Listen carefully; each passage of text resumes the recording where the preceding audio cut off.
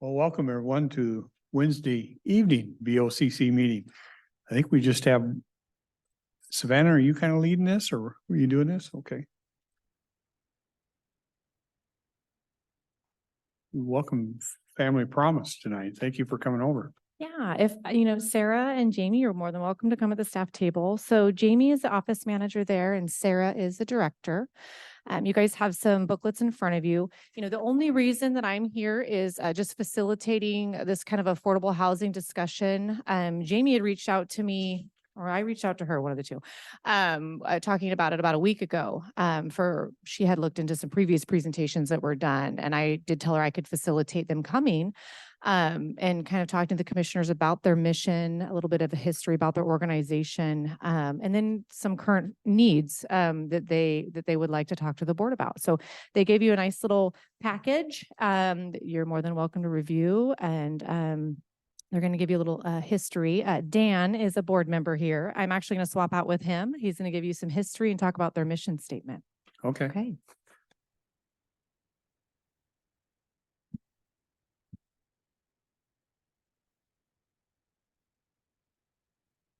Good evening. I'm Dan Fry. I'm a board member of Family Promise here locally, and I helped to get the program started here in Cowlitz County. Thank you for hearing us tonight. It's great. It's good that we can have the opportunity to explain Family Promise to you and kind of share our mission. So I'd like to give a little history. Family Promise began in 1986 when a woman from New Jersey thought to organize the churches in her community to address homelessness. The original format was to provide rotational shelter for up to 4 families or 14 people for a week at a time at the churches that had the capacity to house them. The reason they limited the program to 14 was because they were using a 15-passenger van to transport the folks from the churches to the day center and back each day. And by rotating these among 14 churches 4 times a year, the families would have a safe place to live for the entire year. The churches that were not able to provide the accommodations to house the families supported in the way of food and volunteerism. This model has grown now to 205 affiliates across 44 states. They added 8 affiliates just last year. We received our 501c3 status in May of 2017 and began our ministry in August of 2019. It took 2 years for us to establish the board, get the commitments from the churches, find a location for our day center, which is just across the street, by the way, hire staff, etc. The program has a small staff consisting of a full-time director, a case manager, and a part-time office manager. It relies on resources that are already available in the community to benefit those that we serve. And by utilizing the volunteers, this program has proven to operate at about 1/3 of what other organizations cost to do the similar work. I know we've all seen homeless individuals holding signs at intersections or in tents along our freeways and in our city parks. But for every homeless person that we see, there are many more that we don't see. Parents with young children will do anything to keep their families safe, and they will find a cheap hotel or they'll stay with family or friends before they would ask for assistance. Unfortunately, many families live from payday to payday, and it doesn't take much to put them in this position of needing help. It could be an illness, pregnancy, loss of job, rise of rent, just a few examples. It's reported that over 40% of the U.S. homeless population are family with children, and those are the families that we're focused on serving. I talked with Molly DuBois a couple of years ago. She was the McKinney-Vento homeless liaison for the Longview School District.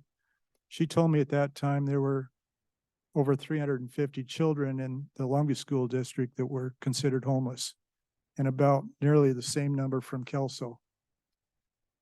So it is a huge problem. We vet each of the families coming into our program, and to date, we've successfully housed 24 families with 61 children, an average of 75 days in the program. That includes working through the COVID crisis and with the severe lack of affordable rentals available in our area. We check on these families for a year after they leave the program, and to date, all have remained housed. So we're pretty proud of that. But by providing both room and board, it allows the families to catch up on their bills, sometimes find a better paying job, save their income, and work on whatever else is needed to secure stable housing. We're proud of the statistics, but they are due to cherry picking the families that we feel we can best serve and be successful.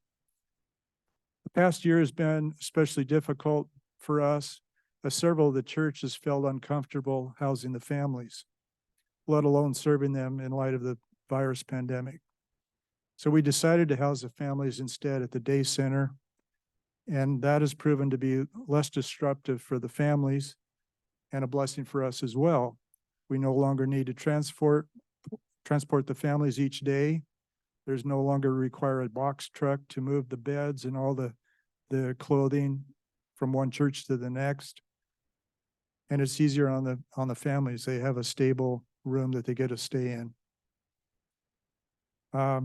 We spent much of this last year remodeling the day center so we could accommodate up to 4 families. We have a nice dining area now. And we're in the process of re-engaging the churches in our area to better understand our new model and to meet the families that they're helping. With that, I'd like to introduce Sarah and Jamie. Thank you, Dan. My name's Jamie Craig, and I am the part-time office manager. And I first heard of Family Promise around the time Dan was mentioning when they were bringing it to our county. I was at my church and they had brought it to us, and I eventually became the coordinator volunteer from my church who got the volunteers together and made sure our space was set up to bring families in on our weeks. And then COVID hit, and the families actually stayed at my specific church, First Christian, for months because no other church would open for them. And then when they went to static sheltering at the day center, I eventually became hired on in March of 2021, and I've been there since. So I've been kind of back along with the program for a long time. So I just kind of wanted to give you the background to that is that when we would see the families come into the church, they would have like dividers up to separate them in the big, fellowship hall. There wasn't really a real space. It was just kind of separated. And I remember just kind of thinking that it was great that they had somewhere warm to sleep at night and food in their bellies, and that the kids had a place to play and be safe, but how sad it was that they would eventually have to pick up and move to another spot and unpack their things. And so when I came to work at Family Promise and saw where they get their own room and the kids have their own drawers and they have a space to play and it's theirs until they get into their new home, it's been really great to see the difference. And so we do hope that our volunteers and our churches can come in and really see that more in the future and see how the difference that it makes for children, because homelessness is traumatic, but also when you're homeless and moving even more and more, it can be even more traumatic. So seeing that's been really great. My turn. I'm Sarah Wallace. I began actually my journey here in Cowlitz County as an AmeriCorps member. I got the opportunity to serve in Family Promise at a part-time capacity as a case manager assistant. When that ended due to the pandemic, I was added on as the full-time case manager. And I just kind of want to tell you a little bit about how the program is unique and structured versus maybe other programs in the community. It's very unique the way that we vet our families and pick them. we want to make sure that the families that we're bringing in are going to be successful and that they are going to get the most out of the program. Um,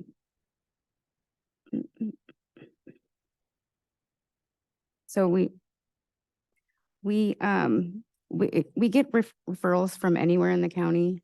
They can call directly, they can be referred from one of our partner agencies, you know, the health department, Health and Human Services, ESS, CAP, various hospitals. Yeah, Peace Health is a good one. The school district, we work with them a lot. And it kind of starts out just a phone interview, talking to these families, getting to know their background, why they are in the situation they're in. Then we bring them in and meet them in person, meet their kids, see how they interact with their children, see how they parent their children. Are they employable? Are they housable? Are they able to pay market rent at some capacity during the program? If they don't have a job coming in, we help them find their way to a job that would make a family wage. It's, sorry. Oh, yeah. Okay. So, we run a background check because we have other families who are in the program. So the safety of the other families and children is, you know, at the highest level. We do a drug screening upon entry of the program to any of the adults who are in the family. And then it's like the intake process begins, and it's the intensive case management. We meet with the families on a weekly basis. We guide them through the community, set them up for routine and structure and, you know, success for the end of the program. Another part is that we require our families to save 70% of their income monthly while they're with us, so that they're able to self-sustain their cost to move out. We set them up with a savings account. We put them through some financial literacy classes and budgeting, like structure. And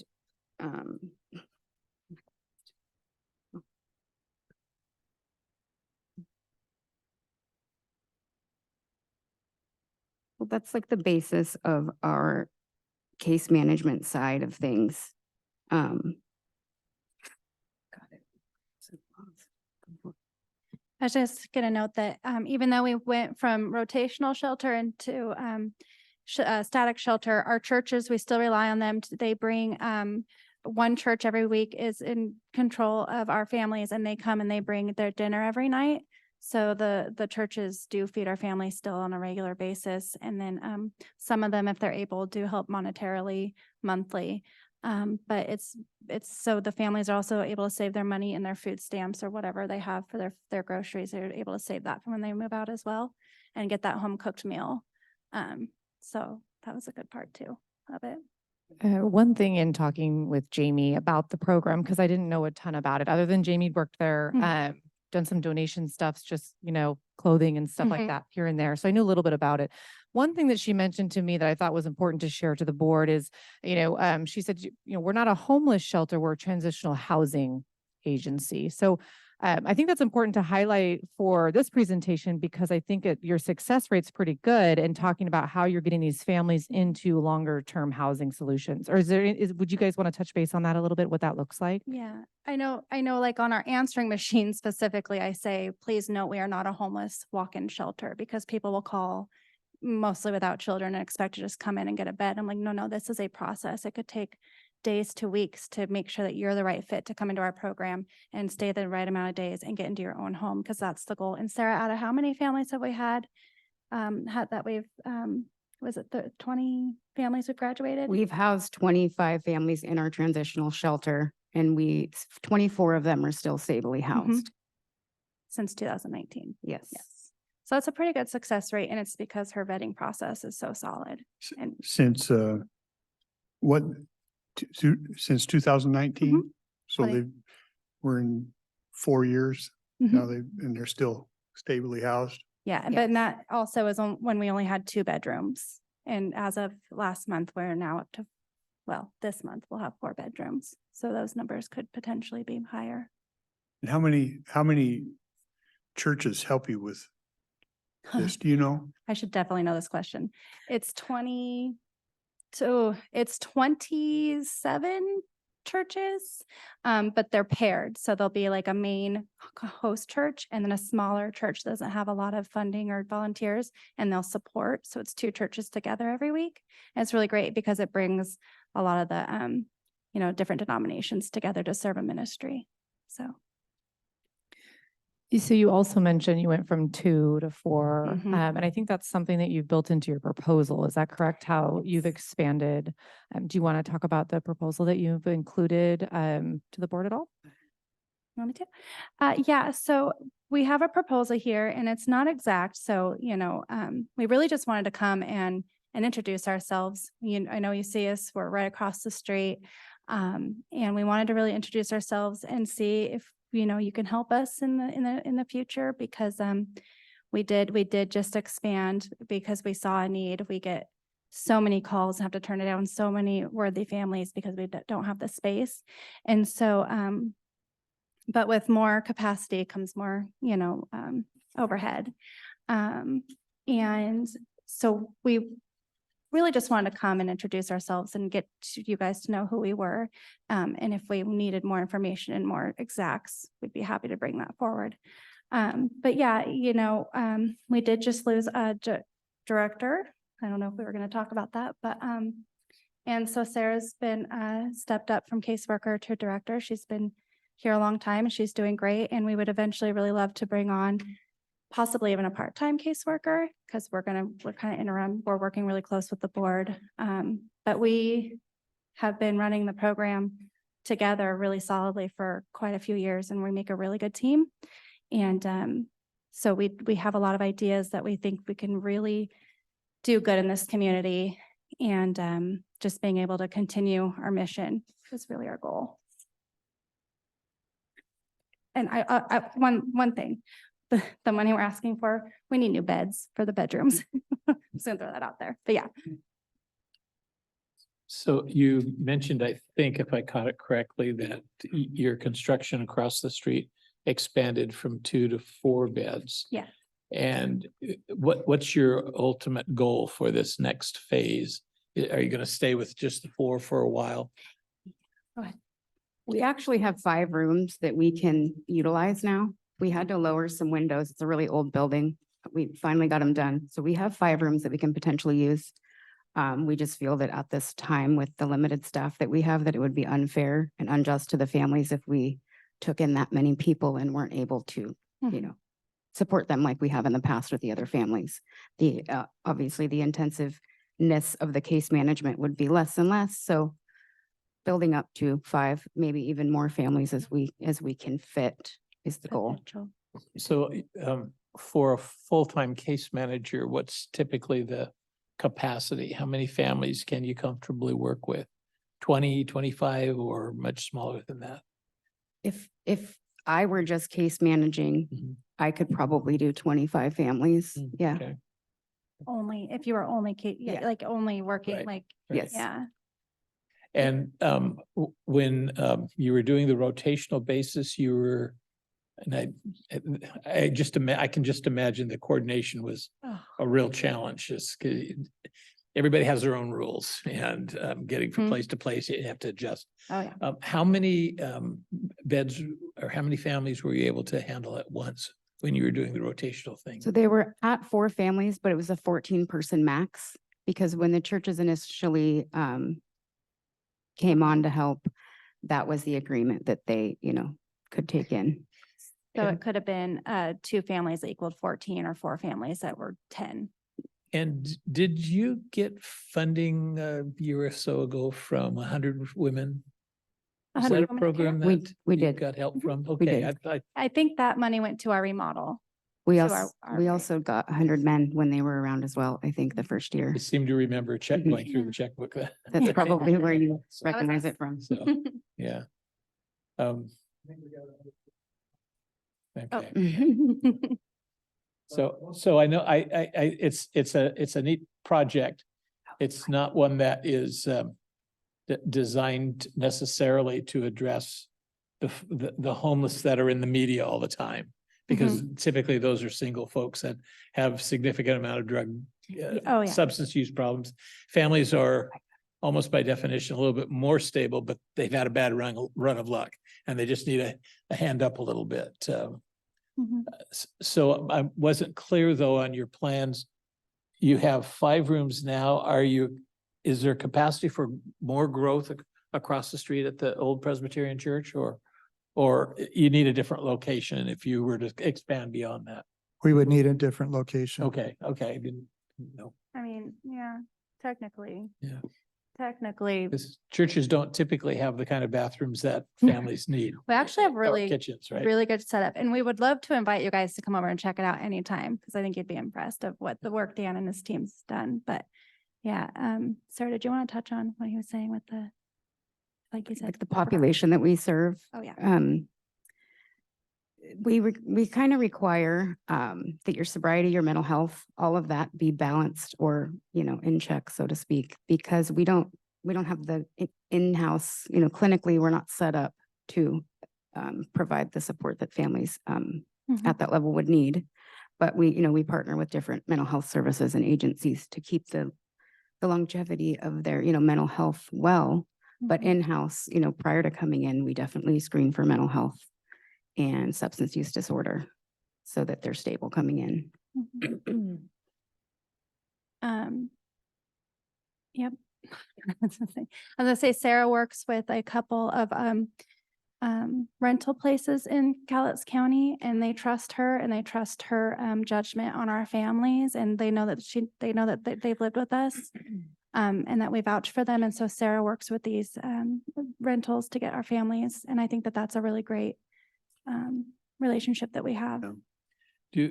Do you participate in the coordinated entry program to help identify needs and link up with resources? So we're not linked with them, but we have our families register with coordinated entry. We're on our way there. We're just not in the HMIS stuff yet. Mhm. We're in the loop still though, but yeah.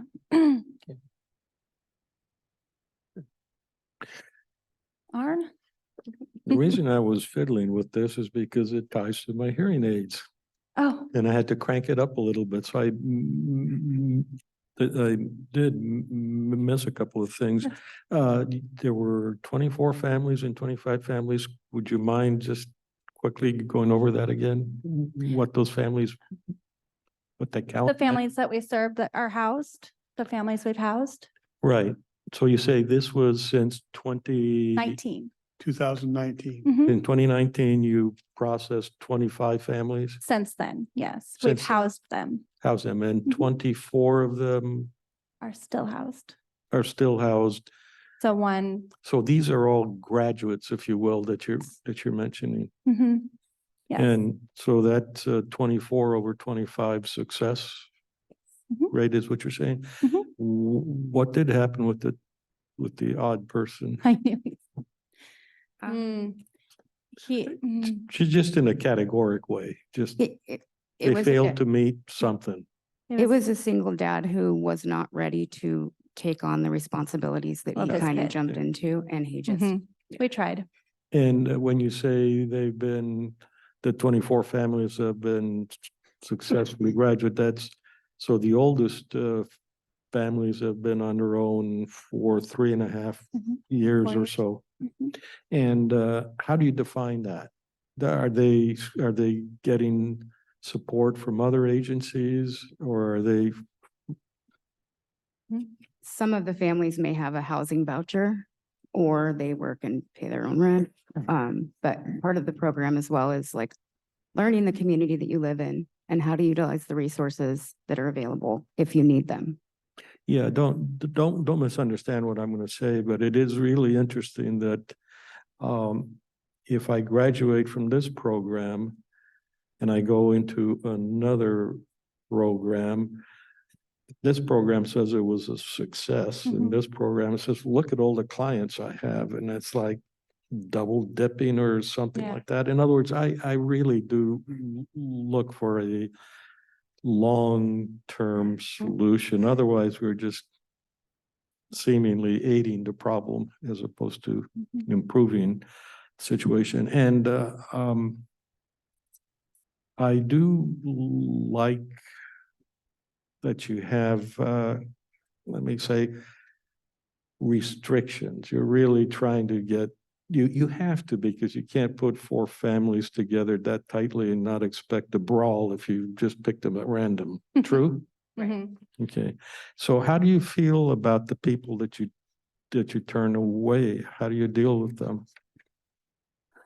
We, we try not to ever just turn anybody away. I really do try to find a solution to their problem and at least refer them to an agency that can help.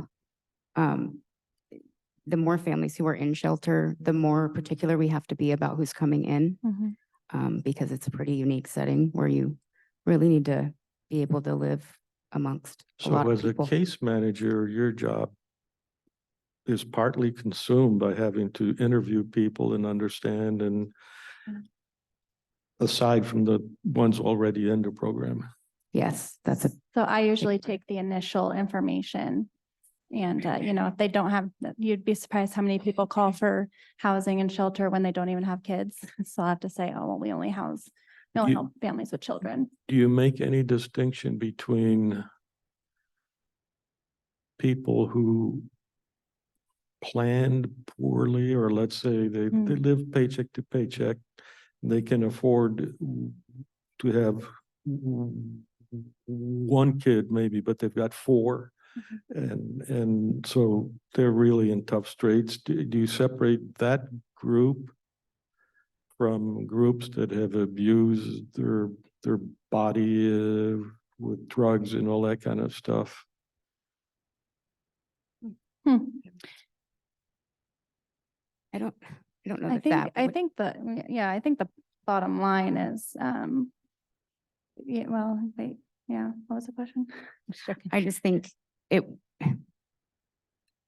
abusing your body, having, as long as you have children and you can fit within the criteria that we've set, Mhm. I think that we would just case by case, we would have to go through who has the most need and who would gain the most success from the program at that point. Okay, that 25th person you mentioned, that was a father with a child? Yes. Okay, Yeah. so Family Promise is just, let's take care of the kids. Yes. It's And all that about the kids. distinguishes you substantially from almost everything, every other program around. Mhm. Yes. Yeah, I we would don't say take so. any single adults.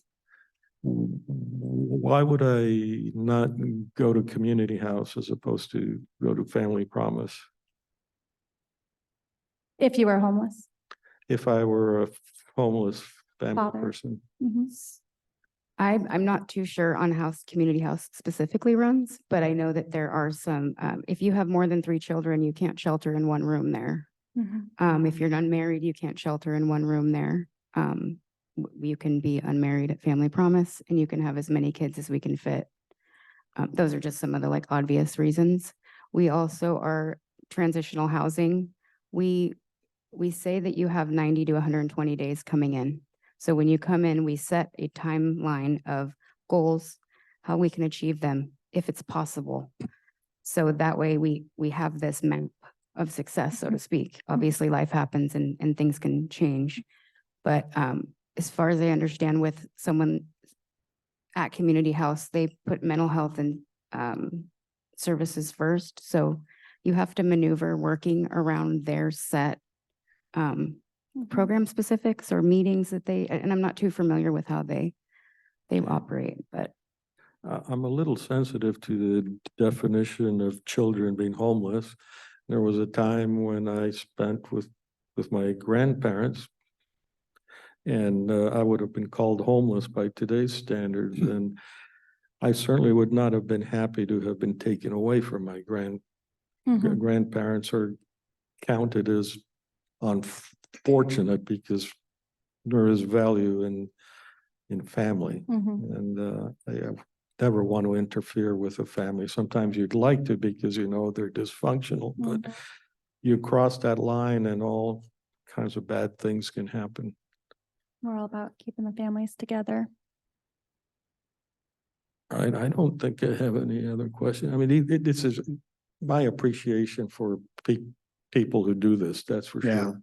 There's, when I look down through this and listen to you, there's, in my view, a lot of things to like.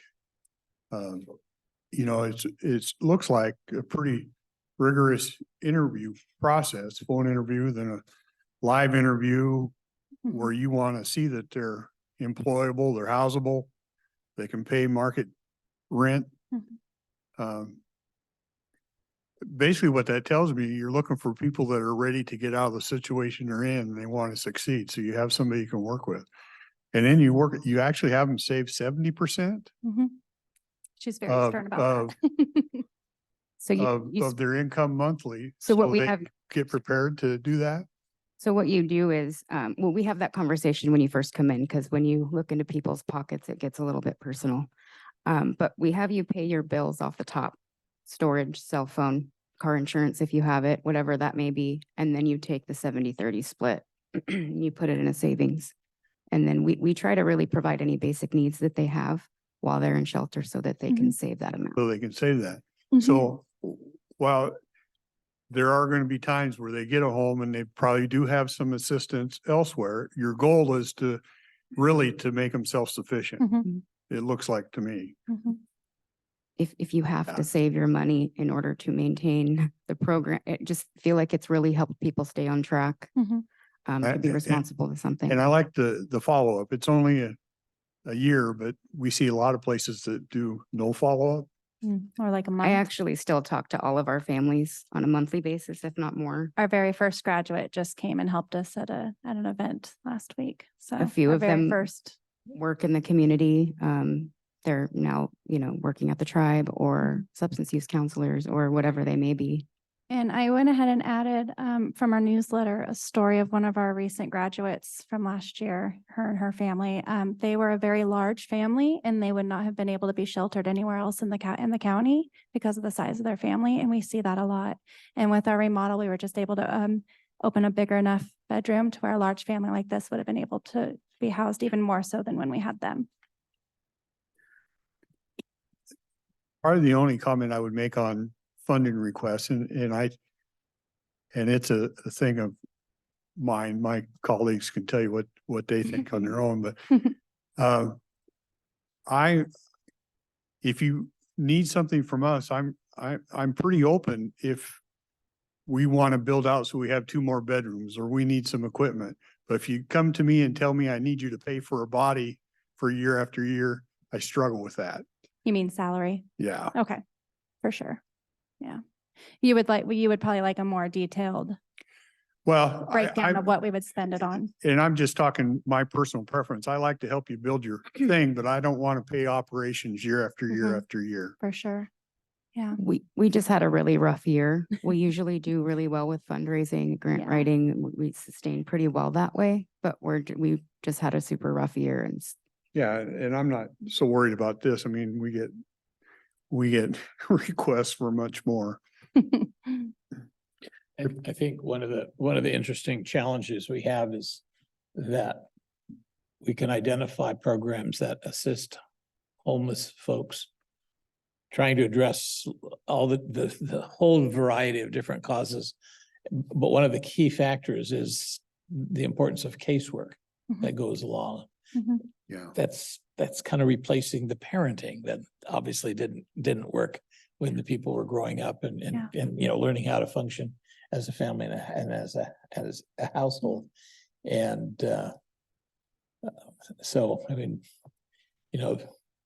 just about every program that we've been involved with has involved case management expenses and then it's a little difficult because those costs are steady year after year and keep increasing. Mhm. Our funding doesn't, it varies. And in fact, the funding for housing and affordable homes Mhm. is declining because it's a function of how many new permits are issued, not really permits, but the revenue from new construction. And with the higher interest rates, that's taken the skids. So Yeah. so that's, if you hear some reluctance, we don't want to get trapped with having these ongoing staffing needs when our revenue sources are declining. Right. And No, I We're agree. kind of facing that right now, I think. Yeah. With those funds, Mhm. there's some left over, but, Yeah. We probably should have come to you last year before we started the remodel. But we canvassed the area. We got donations to cover the costs of our expansion. And we were very blessed by the monies that came in and a lot of volunteer labor to do the work. So we were able to do quite a bit with not a lot. And I think, you know, we did have different director in the last year and different ideas.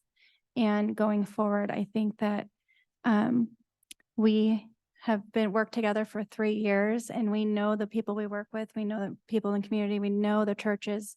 And we have a lot of ideas on how going forward over the next year or so, really making ourselves sustainable in the community with our resources. We just need a little help getting there and sustaining us until we can get our ideas out in action, sort of thing. Not to say we're asking for staffing, but Yeah, and don't get me wrong, I'm not telling you I have heartburn on this. I'm just trying to give you as we keep looking at different things, that's kind of, for sure. and it's you, it's anybody else that sits across and asks it. I look at it that way. Absolutely. I've got a little bit of a different question. You mentioned that the program, I think you mentioned it too, that the program originated as this concept of rotating between churches. And you're in 44, the group is in 44 different states. Mhm. Have the struggles over the rotation chaos been common? I mean, are churches still doing the rotational thing, or have they all really begun to kind of What figure was- out constant moving is not the Mhm. path to stable housing? The idea, I think, originally was to meet the homeless face to face, find out they're just normal people. They're not that bad. You don't have to be afraid of them. It could have been you instead of this person. Had your kid got sick and medical bills, whatever caused you to get there. But yeah, since the pandemic, all across the United States, we understand that they've changed their model. Mhm. Some are still with the rotation model, but many more have gone to stable, one location. Did you have more to add to that, Sarah? Yeah, I'm not surprised. For us, rotational model was great. But this is even better. And there was issues, you know, on either side. Every family promise across the nation has either adapted to a static shelter Mhm. or done both, because the results of this type of shelter model are just, you know, it's less time, less, the volunteerism aspect was It's huge. taken away with COVID. The Mhm. volunteers that we would have from the congregations were mainly Mhm. elderly. So Mhm. for that first year and a half, nobody wanted to come and do anything in fear of getting sick or, and then we kind of forgot how to get back that way for a little while, and utilizing what we have now. So it's about a third less volunteers than we were working with in the beginning as well. That's one of our main aims right now going forward is we need to recommunicate with the churches. To let them know we still exist, we're still Mm. doing good work, and we need their support. Yeah. Mhm. Your model actually reminds me quite a bit of Habitat, where you're pretty much I'd say you're more co-workers with these people, trying to Mhm. teach them how to be successful than you are a Exactly. caseworker Mhm. telling them to do this and that and whatnot. Educating them on how to use the resources that are in the community that they're going to live in once again, so that they can stay Yeah. stable, you Mhm. know? Yeah. And I do want to point out too, that we get a lot of calls, or Sarah gets a lot of calls from Community House or Emergency Support Shelter. As you know, those are the only real 2 other shelters in the county. And when they're, right, well, there's more, but anyway, those 2 are major ones when because they have time limits, or, you know, they have to eventually exit families. They call us, and Sarah has worked before because, you know, they help them get past the trauma or the mental health or the sobriety or whatever it may be. And then they get to the end of their visits there, and we're kind of that, again, transitional. They'll come to us and we have that rapport with those agencies to take those families in. And then once everything else is taken care of in their life, start working towards the housing. I think I think I said that right. Yeah. So, Mr. Chairman, assuming that we don't have a legal issue, I'm happy to make a motion to approve the funding. Yeah. Mr. Chairman, I move that we approve the proposal for the $40,000 financial assistance from Cowlitz County to Family Promise. Have a motion? Any questions, comments?